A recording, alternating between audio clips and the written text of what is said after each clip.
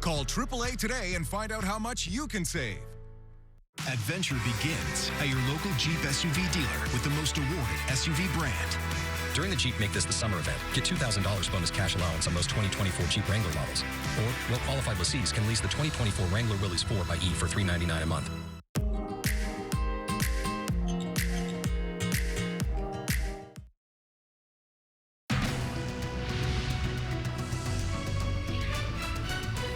Now at 4, President Biden announced an executive action allowing undocumented immigrants married to a U.S. citizen to stay in the country.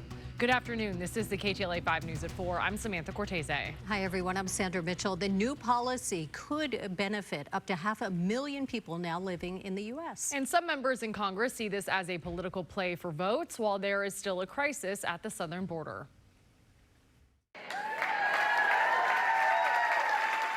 Today I'm announcing a common sense fix. From the White House, President Biden announced an executive action, paving an easier path for people married to an American to gain citizenship. These couples have been raising families, sending their kids to church and school, paying taxes, contributing to our country for 10 years or more. Matter of fact, the average time they've spent here is 23 years. Right now, spouses of Americans who entered the country legally can obtain a green card, then citizenship. But those who entered illegally currently need to return to their country of origin for 10 years and return legally. Under the proposed rule, those who are married to an American citizen and live in the United States can apply for legal status and a 3-year work permit. Applicants would have to prove they've been here for at least 10 years as of yesterday, and they have to be legally wed. They must also pass all legal requirements, including a background check. Biden's plan will also allow the applicant's children, 21 or younger, to apply for legal permanent status. Congress is divided on the issue. So I think all these are both him trying to have his cake and eat it too, in the one sense saying he's going to shut the border down, but in the other sense reassuring his progressive left that he's still going to be sensitive to letting people in. That means treating our families as important and helping those families that have mixed legal status on immigration. So I strongly support him on that.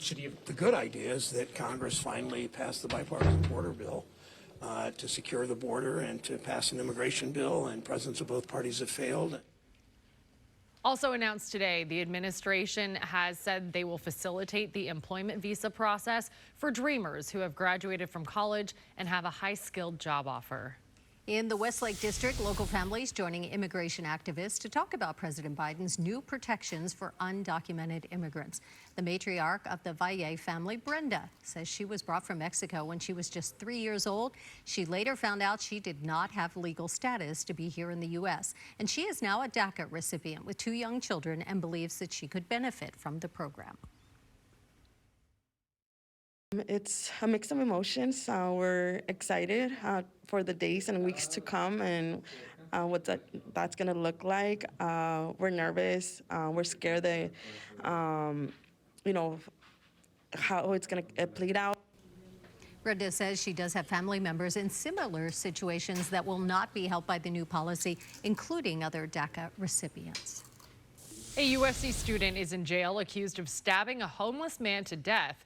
A stabbing the student says was justified. KTLA's Rachel Menitoff joining us live from University Park with how students are reacting to this news. Rachel. Sandy, Sam, according to the fraternity's housekeeper, the 19-year-old in custody was living here at the fraternity house, was here for a summer program. She describes him as a kind, considerate, and intelligent person and never imagined something like this would happen. Investigators putting USC's Greek Row on lockdown Monday night, taking 19-year-old Ivan Gallegos into custody on suspicion of murder. Authorities say the USC student reportedly witnessed a homeless man burglarizing cars in the University Park neighborhood and allegedly confronted him with a knife, stabbing him to death. A housekeeper at the young man's fraternity, Delta Tau Delta, recounts what happened. Someone tried to break into the student's car last night about 8 p.m. and it was a confrontation. The students called the police, and after that, they never told me anything else, and I did not want to ask. The woman we spoke with doesn't want to be identified, but says Gallegos was nothing but respectful, and this came as a complete shock. Never happened in my 10 years of working in fraternities. It never happened. How are the students here coping and dealing with what happened last night? They're upset, they're concerned, they're sad, they're worried. After the fatal stabbing, Gallegos stayed on scene. He has no prior criminal record, and according to police, he said he acted in self-defense and that the other man told him he was armed with a gun.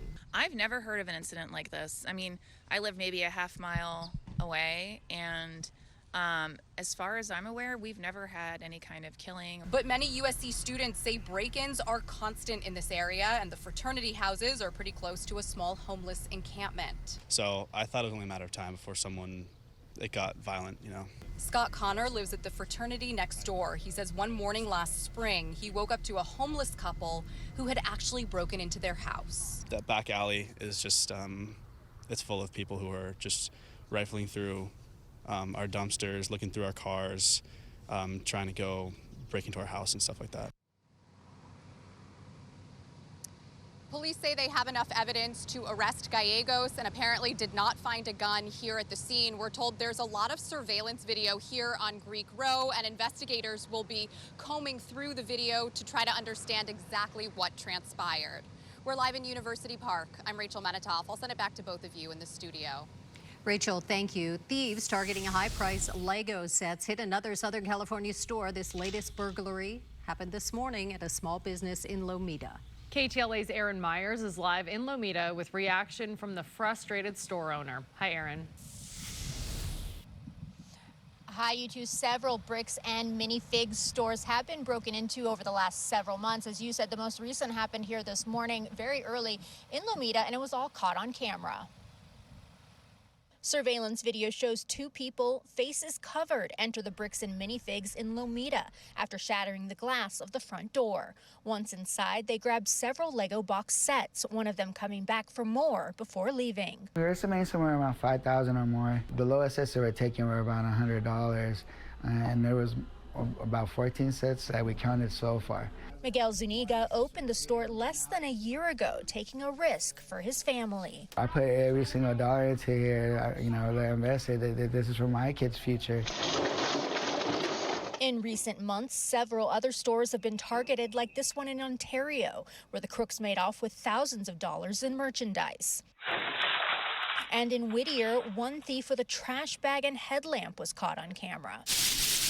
Back in Lomita, the community is already coming out to show their support. I heard the bad news on the picture that somebody broke in and stuff. So what'd you do? What'd you do? You went to your piggy bank, right? Yeah, I went to my piggy bank. I already have my money right in there. 5-year-old Grayson and his dad come in often, but knew they had to today. A lot of fives. This is our favorite store, yeah. We used to go to Target all the time, but when Miguel opened up shop here, we want to support small businesses. Thank you guys, I appreciate it. Even during this difficult time, Miguel knows they will make it through. I look out for my community. Without them, there wouldn't be our store. Look at all these other pieces in here. They think it's just me, but no, my family, my workers, my customers, like if they lose a store, this is a store that they love coming to, and we enjoy helping them. Several law enforcement agencies have been in contact with each other about these burglaries, though it's not known yet if they are connected. Anyone